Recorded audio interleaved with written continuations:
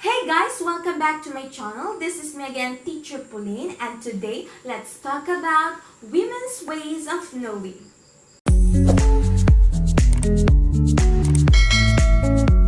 All women grow up having to deal with historically and culturally ingrained definitions of femininity and womanhood. A woman does not think or reason like a man, nor does she look at those in authority the same way due to her experiences and interactions with parents, culture, and her economic situation. The parental aspect is complex, leading into religious and moral issues, along with physical, sexual, and mental abuse. Belenky conducted a project in the late 1970s based on the study and analysis of topics and aspects unique to women, revealing a model of intellectual development. There are 5 stages of women's ways of knowing: silence, received knowledge, subjective knowledge, procedural knowledge, and constructed knowledge.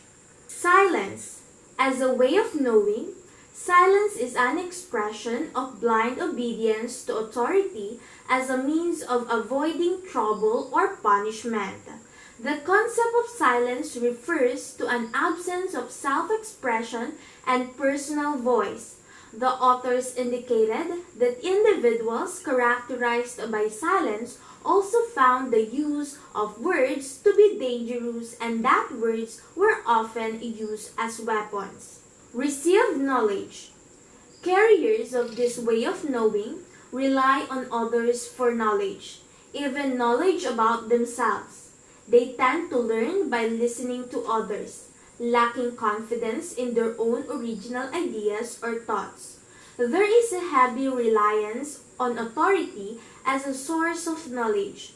As a result, thinking is characterized by an inability to tolerate ambiguity and is concretely dualistic.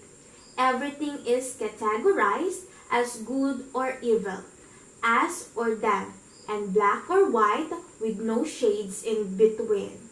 Subjective knowledge.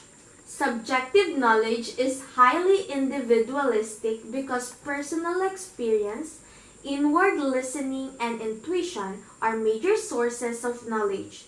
A sense of voice exists, expressed as personal opinion. The source of knowledge is internal, and the authority listened to is self, and this knowledge is more important than knowledge for external sources. Procedural knowledge. Objective approaches are applied to the process of acquiring, developing, and communicating procedural knowledge. In other words, careful observation and critical analysis are required.